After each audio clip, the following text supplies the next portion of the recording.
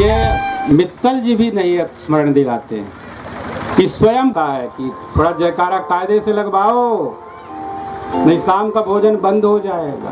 तो यदि बंद हो जाएगा तो मृत्यु हो जाएगी, वो नहीं बंद होना चाहिए। है भजनम हरि स्मरणम नारायण स्मरणम, वही भक्ति है। तो अपने बेटे का नाम लिया अजामिल ने। जैसे ही अजामिल के मुख से नारायण का शब्द निकला तो भगवान श्रीमन नारायण के 4 दूत आ गए। नारायण में 4 अक्षर हैं, इसलिए 4 दूत आए भगवान के। 4 दूत क्यों आए? इसलिए कि नारायण में 4 अक्षर, इतने वन नहीं, मानो चारों पुरुषार्थ दे देंगे, धर्म अर्थ काम मोक्ष। चारों पुरुषार्थ देने के लिए भगवान के 4 दूत आ गए और हाथ में सब शंख चक्र गदा पद्म लिए हुए हैं, पीतांबर धारण किए हुए हैं। और यहाँ 3 दूत आए थे, यमराज के 3 दूत, 3 पापों के कारण, दैहिक दैविक भौतिक ताप, 3 पाप हैं, दैहिक दैविक भौतिक। इन तीनों पापों के कारण यमराज के 3 दूत आए थे। और भगवान नारायण के नाम में 4 अक्षर, इसलिए वहां 4 दूत आ गए। दोनों में झगड़ा हो गया। यम के दूतों ने कहा हम ले जाएंगे इसके प्राणों को, उन्होंने कहा तुम लोग नहीं ले जा सकते। कहे नहीं। विष्णु भगवान के दूतों ने कहा तुम लोग क्यों ले जाओगे? तो कहे कि धर्मराज का आदेश है। कहे धर्मराज का आदेश? तुम धर्म के तत्व को जानते हो कि धर्म का तत्व क्या है? धर्मराज के दूत हो तो बताओ। ब्रूहि धर्मस्य नस्तत्वम यच्च धर्मस्य लक्षणम, धर्म का लक्षण बताओ। जो मरते समय भगवान का नाम लेता है वो पातकी हो ही नहीं सकता, तो तुम लोग कैसे ले जाओगे? धर्म के लक्षण को जानते हैं कौन? स्वयंभुर नारदः शंभुः कुमारः कपिलो मनुः प्रहलादो जनको भीमः बलिर्वैयासिकिर्वयम् द्वादशैते बीजानीमो धर्मं भागवतं भटाः, भटा माने सेवकाः। ये 12 लोग जानते हैं। स्वयंभू माने ब्रह्मा जी, शंभु माने भोले बाबा, हमेशा जो राम राम रटते हैं। नारद जी जानते हैं, स्वयंभू नारद शंभु सनकादि जो 4 कुमार हैं। कपिल महाराज जानते हैं, कुमारः कपिलो मनु स्वयंभू मनु प्रहलादो जनकः, प्रहलाद जी, जनक जी, भीष्म जी, बलि महाराज, क्या बात है। और व्यास जी के बेटे वैयासिकी, व्यास जी को नहीं गिना। ये धर्म को जानते हैं। इन्होंने तो सबने कहा है कि अंत काल में जो नाम लेता है राम का, नारायण का, हरि का, दुर्गा का, शिव का, वो कितना बड़ा भी पापी क्यों ना हो, कल्याण हो जाता है। क्योंकि यदि वो पापी होता तो राम का नाम कैसे लेगा भैया? पापी व्यक्ति के मुख से राम का नाम नहीं निकलता। इसलिए हम लोग बार बार नामोच्चारण कराया करते हैं। यदि धोखे से वो रा भी कह दिया ना तो पाप भाग जाता है। तुलसी रा के कहत ही निकसत पाप पहाड़, फिर यावन पावत नहीं देत मकार की वार। आप रा कहेंगे तो मुख खुलेगा, रा बोलिए, रा। अम्मा बोलिए तो मुंह बंद हो गया। उपु पद्मानिया नाम ओष्ठऊ, माँ का उच्चारण स्थान ओष्ठ बंद हो जाएंगे। रा बोलेंगे तो पाप भाग जाएगा, तो पुण्य आ गया।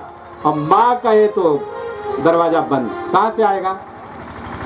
तो जिनके मुख से राम का नाम धोखे से भी निकल जाता है, तुलसीदास जी ने तो कहा कि यदि कोई प्रेम से राम का नाम ना ले, धोखे से ले ले।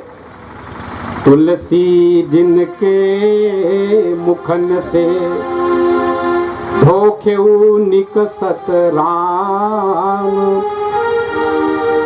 उनके पग की पानही मेरे तन को चाम। धोखे से जिनके मुख से राम का नाम निकल जाए, नारायण का नाम निकल जाए, शिव का नाम निकल जाए, ये तुलसी जी कह रहे हैं, मैं नहीं बोल रहा हूं, तुलसी को दोहरा रहा हूं। उन्होंने कहा कि मेरे चमड़ी का इससे बढ़िया उपयोग क्या होगा कि उनके पैरों की जूती मेरे तन की चमड़ी हो जाए, उनके पग की पानही मेरे तन को चाम। कौन? जो धोखे से कह दे। जो प्रेम से कहा उसकी तो कोई बात ही नहीं।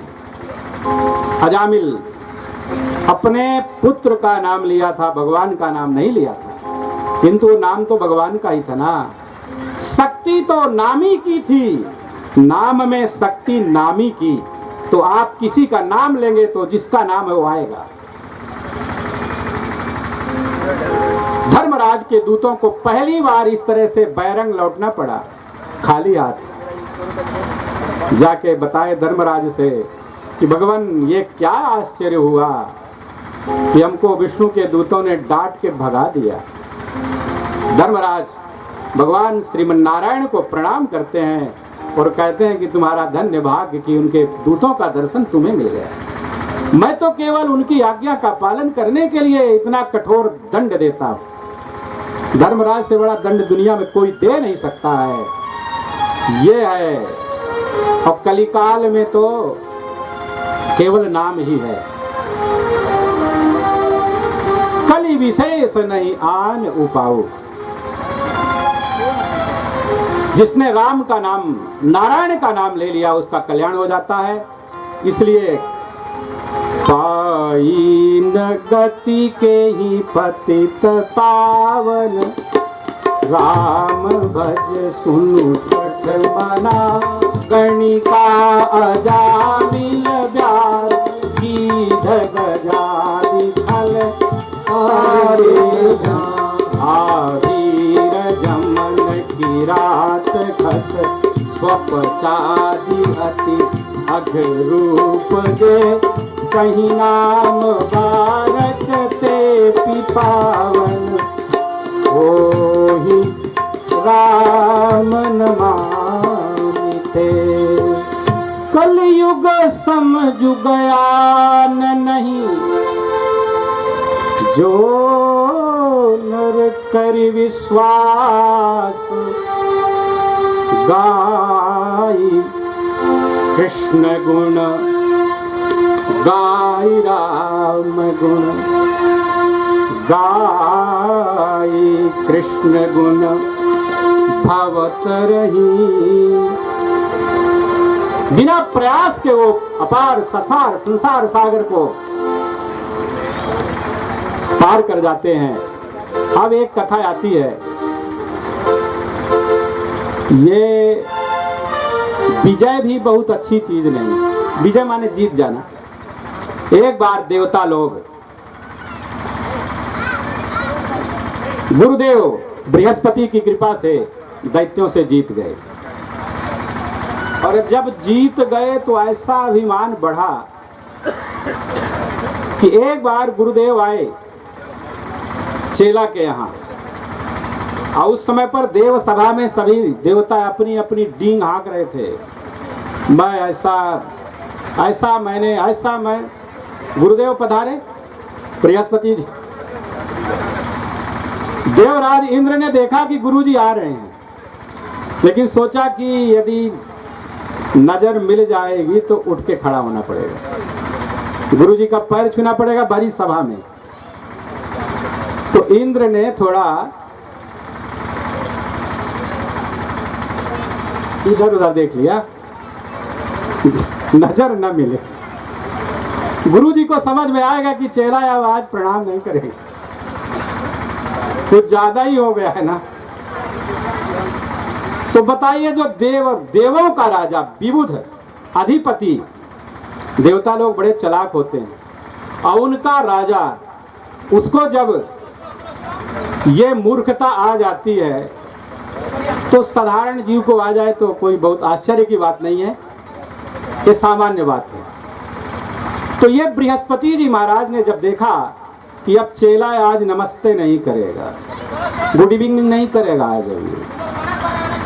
आज ये बोलेगा नहीं, कहाँ से हैंडशेक होगा। अब तो आज का जमाना बदल गया ना।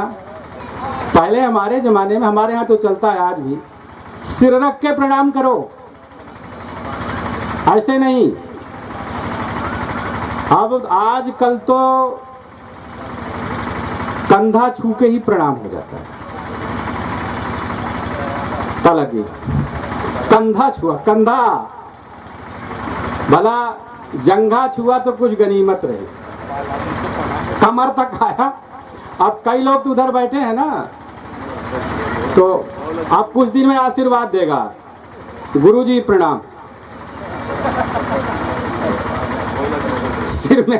सिर में हाथ रख के, गुरुजी नमस्ते, अच्छा बेटा क्या हाल है। तो जैसे करनी वैसे ही भरनी। वो सिर रख के प्रणाम करने का साइंटिफिक रीजन है, वैज्ञानिक कारण है। एक यहाँ नस होती है, वो जब सत्पुरुष के चरण में पहुंचती है ना, तो उसकी ऊर्जा जागृत हो जाती है, भक्तिमती। इसलिए गुरु का, और चरणों को ही क्यों प्रणाम किया जाता है? ब्राह्मण के चरणों में ही है सब कुछ। गंगा जी की उत्पत्ति चरण से हुई है। यद्यपि उनका कौन अंग कैसा है ये कहना बड़ा कठिन अपराध है, किंतु चरण में ही है गंगा जी, जिनको शिव जी मस्तक पर रख लिए। तो क्या बात है फिर। लेकिन अब चेला प्रणाम नहीं करेंगे तो गुरु जी क्या करेंगे? एक आध बार पूछेंगे कि क्या हो अनुज भैया, क्या हाल चाल है? अनुज तब नहीं बोलेंगे, सोचेंगे नचाना होगा इसलिए पूछ रहे हैं। नहीं, अनुज से क्या लेना देना। अनुज भैया कहाँ गायब हो गए हो? अनुज को हम नहीं देखते तो हमको अच्छा नहीं लगता। भाई आ जाओ, प्रकट हो जाइए। प्रकट नहीं हो रहे हैं, कहीं लगता है नाराज हो गए क्या सुकुल जी? सुकुल जी नाराज हो गए आज। अच्छा भाई पैर दबा दीजिएगा कोई, थोड़ा नृत्य करते करते पैरों में पीड़ा हो गई होगी ना।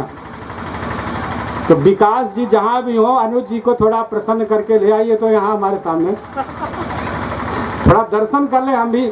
भाई भक्त के दर्शन के लिए ही तो सब कुछ होता है यहाँ, इतना बड़ा आयोजन। विकास जी अकेले ही चले आ रहे हैं, भाई बताइए कैसे होगा? बोले श्री कृष्णचंद्र भगवान की, भक्तवत्सल भगवान की। अच्छा दर्शन दे दिए, प्रकट हो गए। कुछ पेट पूजा में थे लगता है, कुछ ऊर्जा चाहिए ना, ऊर्जा। विराजिए, आप चले जाते हैं तो मन नहीं लगता है। क्या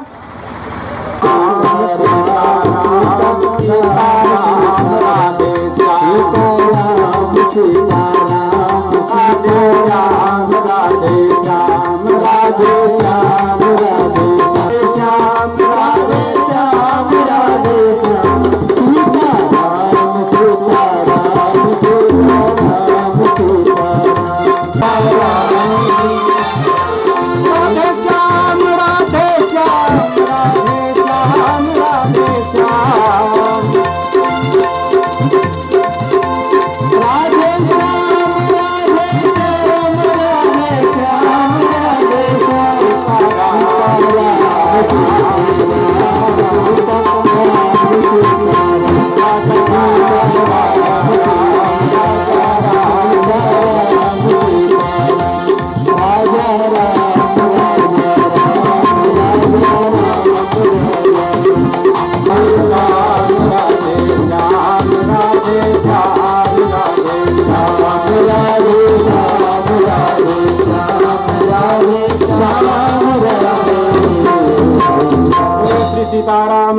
महाराज।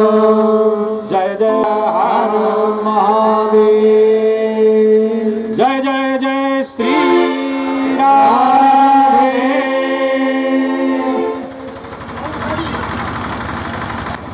लेकिन इसमें स्वर की गड़बड़ी हो गई। पूर्व पद प्रकृति स्वर हो गया बहुब्रीहि समास। इंद्र शत्रु यश, ये अर्थ हो गया। माने इंद्र है, शत्रु माने मारने वाला, तो क्रियापद है, मारने वाला हो गया इंद्र, बदल गया। महाभाष्य में महर्षि पतंजलि ने लिखा, दुष्टा शब्द स्वरतो वर्णतो वा मिथ्या प्रयुक्तो नतमर्थमाह सवाग वज्रम यजमानम हिनस्ति यथेन्द्र शत्रु स्वरतोपराधा। हवन कुंड से एक बड़ा विशाल दैत्य निकला जिसका नाम हुआ वृत्र। असुर है इसलिए इसका नाम है वृत्रासुर। इतनी विकराल भयानक वृत्रासुर की आंखें हैं कि जिधर देख लेता था तो लग रहा था कि ये आंखों से ही निकल जाएगा। देवराज इंद्र ऐरावत हाथी में चढ़ के वज्र लेके आए और इसने अपने हाथ से प्रहार किया। गिर गए जमीन में, लज्जित हो गए। वृत्रासुर ने कहा, अरे इंद्र उठो, युद्ध करो। जहि स्वशत्रुम न विषाद कालः। ये रोने का समय नहीं है, युद्ध भूमि है। वृत्रासुर युद्ध भूमि में प्रार्थना कर रहा है, जो भक्तों का सर्वस्व है। वृत्रासुर ने कहा कि भगवान, न नाक पृष्ठम न च पारमेष्ठ्यम,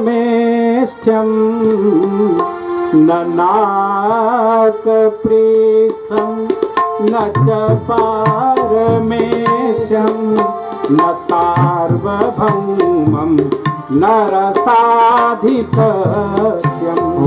न सार्वभौमम नरसाधिपत्यम, न योगसिद्धिः अपुनर्भवं वा, न योगसिद्धिः न पुनर्भवं वा, समंजस कोई बिरहय कांचे समंजस। हे भगवान, मैं आपके वियोग में स्वर्ग का राज्य नहीं चाहता। नाक माने स्वर्ग। न अकम दुखम कष्टम यस्मिन असौ नाता स्वर्गम। मुझे स्वर्ग का सुख नहीं चाहिए, मुझे पूरी पृथ्वी का एक छत्र सार्वभौम योग सिद्धि नहीं चाहिए, मोक्ष नहीं चाहिए।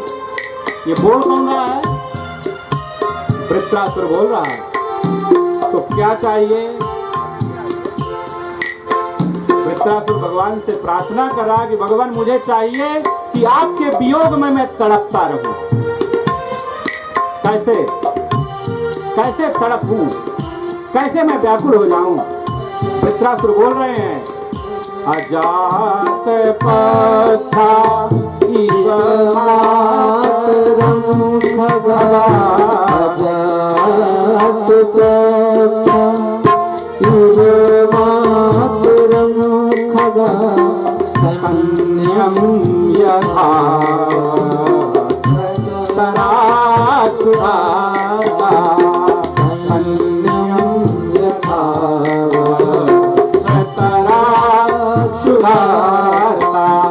प्रियं प्रियेवप्यसीतं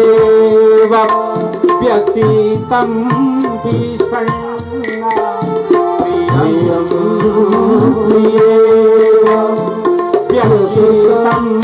भीषण्णा,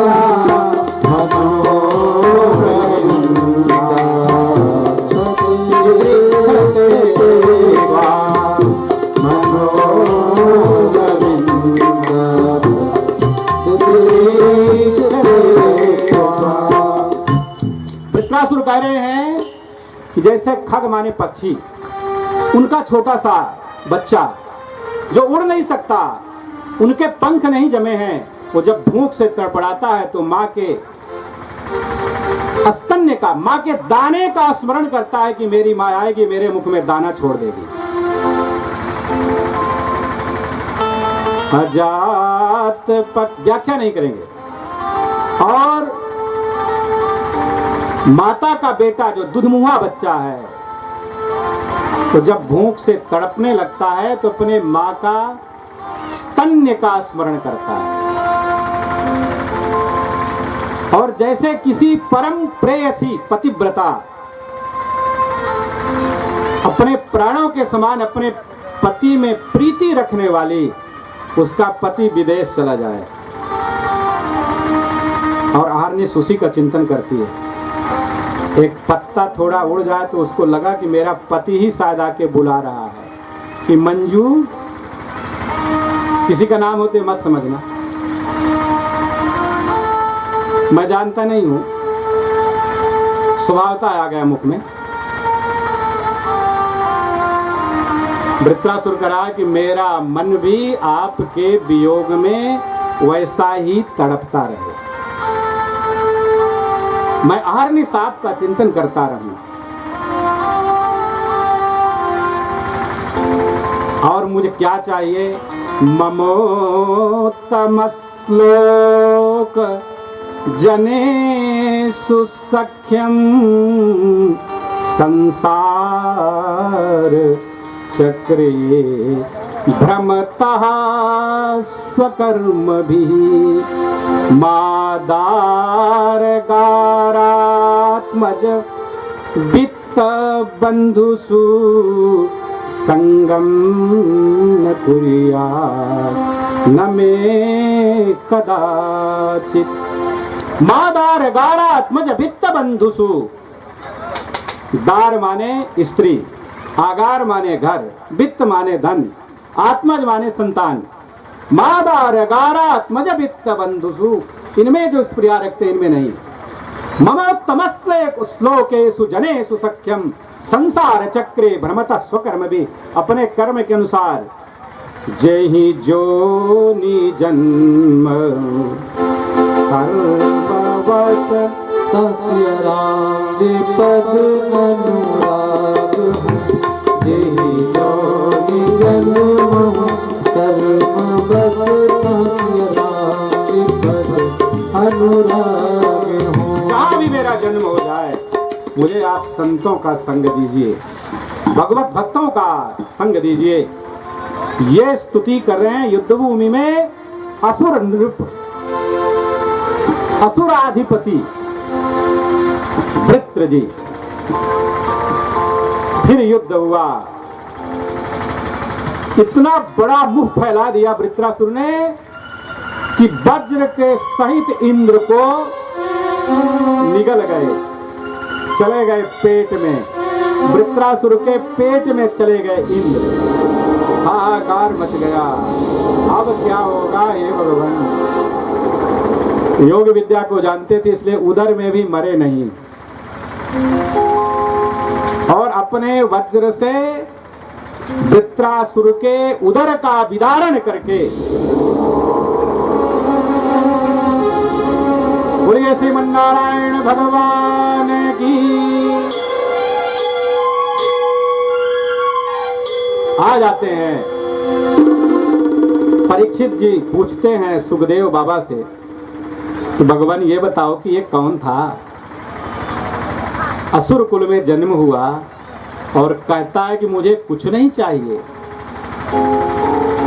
ये कौन था भगवान? आप कृपा करके संक्षेप में ही सही बता तो दीजिए। सुखदेव जी बताते हैं कि एक राजा थे, चित्रकेतु उनका नाम था। इनकी रानियां कितनी थी किसी को पता है? अच्छा बताइए, चित्रकेतु को कितनी रानियां थी? अच्छा अब हम बताते हैं, हम किसी का भाई परीक्षण नहीं करते, हम हंसी में पूछ लेते हैं।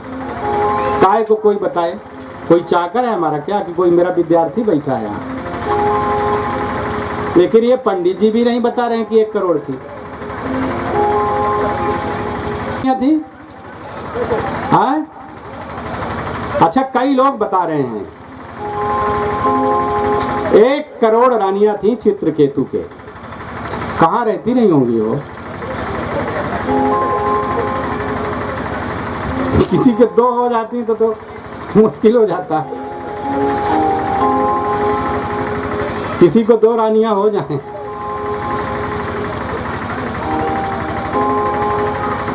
एक बेचारा कोई आदमी था, उसकी 2 पत्नियां थी। तो एक ने कहा कि आप दाढ़ी बनाया करिए तो बहुत अच्छा लगता है, मुझे बहुत अच्छा लगता है। तो दूसरी ने कहा कि नहीं, दाढ़ी मत बनाया करो। हे भगवान, क्या करे? तो बेचारा एक तरफ से दाढ़ी बना लिया यहां तक, एक तरफ से छोड़ दी। कोई पूछा कि ये क्या कर दिए? क्या करूं, 2 है ना, दोनों को प्रसन्न रखना। एक का इधर, एक उधर, हाथ पकड़ के खींचे, रस्सा कसी, रज्जू कर्षण प्रतियोगिता होती। और भला जहां बताइए 1 करोड़ कैसे जीता रहा होगा भला? लेकिन राजा था, सबके लिए अलग अलग महल थे। भगवान की 16,108 पटरानियां थी, मैं सुनाऊंगा। और सबके 10-10 बच्चे थे। एक कलयुगी जीव घबराओ मत, हर के 10-10 बच्चे थे। पूरी कथा सुनाने का प्रयास करूंगा, सुनाऊंगा, ये पक्का नहीं है भाई, मैं वादा नहीं कर रहा हूं। प्रयास करूंगा कि सुना दूं, और न सुना पाऊं तो आप मेरा, फिर मुझे आप ये मत कहिएगा कि व्यास गादी में बैठ के झूठ, ऐसा नहीं। मैं प्रयास करूंगा कि सुना दूं, मेरा मन है। सुनाऊंगा क्या मैं नहीं जानता, प्रयास करूंगा। तो सब अलग अलग महलों में रहती थी, लेकिन विडंबना ये थी कि बेटा किसी को नहीं था।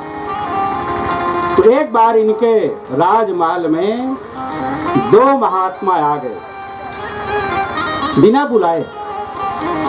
कोई शुद्ध सात्विक संत यदि आ जाए तो भाग्य मानिए, लेकिन कोई कालनेमी यदि आ जाए तो उसको दूर से प्रणाम करके विदा कर दीजिए। बड़ा छल हो गया है, सीता जी भिक्षा देने में ही सब भोगना पड़ गया। यहाँ बहुत कालनेमी हो गए हैं, वेश का दुरुपयोग करते हैं। उसका मतलब यह नहीं है कि सब कालनेमी हैं, कालनेमी एक न था, सब अच्छे हैं, लेकिन वस्त्र का दुरुपयोग, स्वरूप का दुरुपयोग बहुत होता है। अरे और तो और व्यासपीठ का दुरुपयोग होने लगा है। व्यासपीठ में बैठ बैठ के खाली नाचना गाना इतने रह गया है। खूब बढ़िया चुटकुला सुनाइए, ये दुरुपयोग है, इससे बचना चाहिए संसार को। बस 5 मिनट, अभी महाराज पधारने वाले हैं। आप लोग मन ही मन थोड़ा उत्कंठा बढ़ाइए, अभी पधारने वाले हैं और हम बहुत विलंब। देखा जाएगा जो होगा, देखा जाएगा जो होगा, देखा जाएगा। लगन तुमसे लगा बैठे जो होगा, देखा जाएगा। बोले कृष्णचंद्र भगवान की। तो लगन का मतलब यही है, प्रेम यही है। प्रेम लगा बैठे 9 बज जाए तो क्या होगा, तुमसे लगा बैठे 12 बज जाए तो क्या होगा। तुमसे लगा बैठे जो होगा, देखा जाएगा। ये 9 और 10 राग में राग मिला के रोते हैं। अब बताइए, जहां 1 करोड़ रानियां थी तो उनके सेवक भी तो रहे होंगे 1-2। 1 करोड़ रानियों के 2 सेवक हुए तो 3 करोड़ तो हो गए। और 3 करोड़ अभी जनसंख्या इधर की नहीं होगी। 3 करोड़ लगे रोने। तब तक दोनों महात्मा आ गए और समझाने लगे राजा को कि ये बताओ राजा, तू किसके लिए रो रहा है? तो कहा है मेरा बेटा है। कहा है तुम्हारा बेटा किस जन्म का है? आज जो बेटा है हो सकता है ये अगले जन्म में शत्रु रहा हो, अगले जन्म में दादा रहा हो, कि दादा का बाप परदादा रहा हो। तो किसको बेटा कह रहा है? कहा महाराज ये आपकी बातें मेरे बुद्धि में कोई आ नहीं रही हैं, बताओ तो हम दिला दें इसको। नारद जी ने कहा इसको हम जीवित कर देते हैं अभी, और यमराज को वीटो पावर लगाया। कहा वो जीव को, उस आत्मा को भेज दो इस शरीर में, एक जीव का मुझे कल्याण करना है। बड़ा सामर्थ्य है। आ गया बालक के शरीर में पुनः प्राण, खड़ा हो गया, उठ के दौड़ पड़े, बेटा बेटा बेटा, दुत्कार दिया बेटे ने। अरे तो किस जन्म का मेरा बाप? मैं तेरा बाप हूं। और जब उस बालक ने समझाया चित्रकेतु को, तो चित्रकेतु को समझ में आ गया कि जो सोन का बालू सीधी में था, अब वो पहुंच जाए पटना में, तब सीधी वाले जाके कहें कि ये हमारे गांव की ये बालू है, तुम लोग कैसे ले लिए? जैसे बालू का कण कहीं का था, कहीं जहां चला गया वहां का हो गया, वहां कौन सी।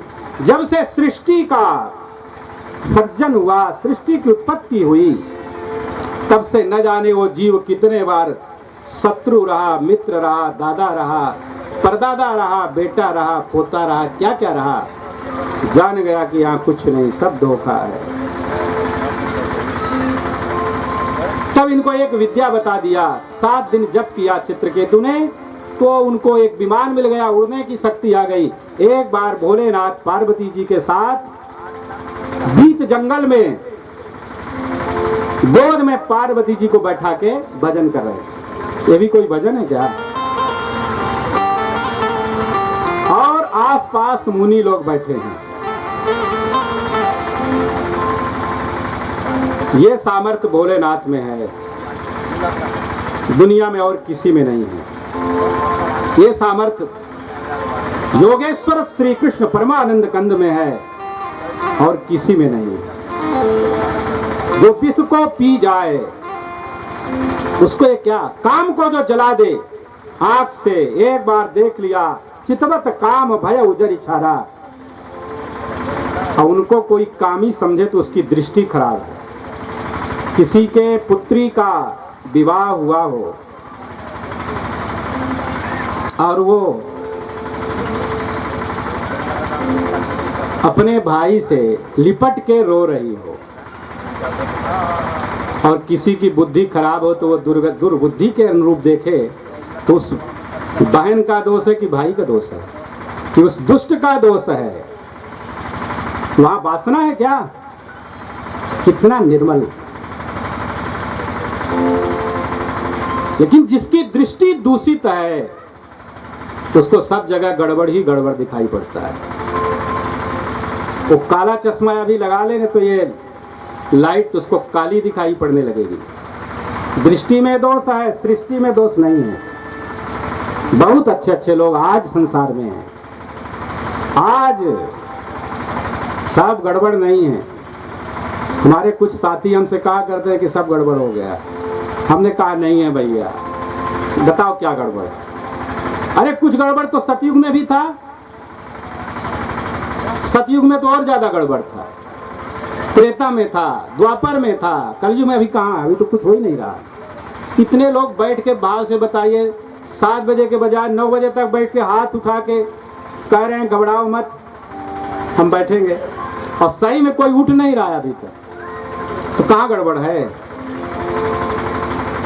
चित्रकेतु जब विमान में चढ़ के आए और देखे कि भोलेनाथ पार्वती जी कैसे बैठे, और ऋषियों मुनियों की सभा में तो जिसकी बुद्धि में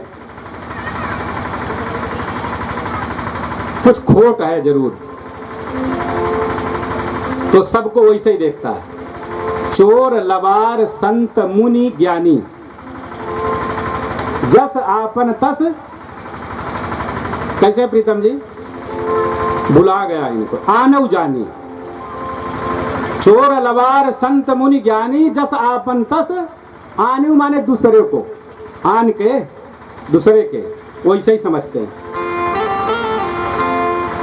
वो समझता है कि ये भी चोर है, जैसे मैं जेब कतर हूं वैसे ये भी है। उसको और समझ में नहीं आता। तो चित्रकेतु 1 करोड़ रानियों के साथ रहते थे, तो इनको दुनिया में काम ही काम दिखाई पड़ता था और कल्याण होना था। इसलिए इन्होंने सबके सुनते कह दिया, ये देखिए तीनों लोग के गुरुजी की हालत है। ये तीनों लोग के गुरुजी हैं। बहुत कामी पुरुष भी अपने पत्नी के साथ एकांत में बैठता है, और ये गुरुजी हैं। भला बताइए, भोलेनाथ को तो कोई असर नहीं हुआ। पार्वती जी ने कहा कि ये हमारा गुरु कहां से आ गया। आज तक नारद जी ने नहीं कहा, किसी को नहीं छोड़ते।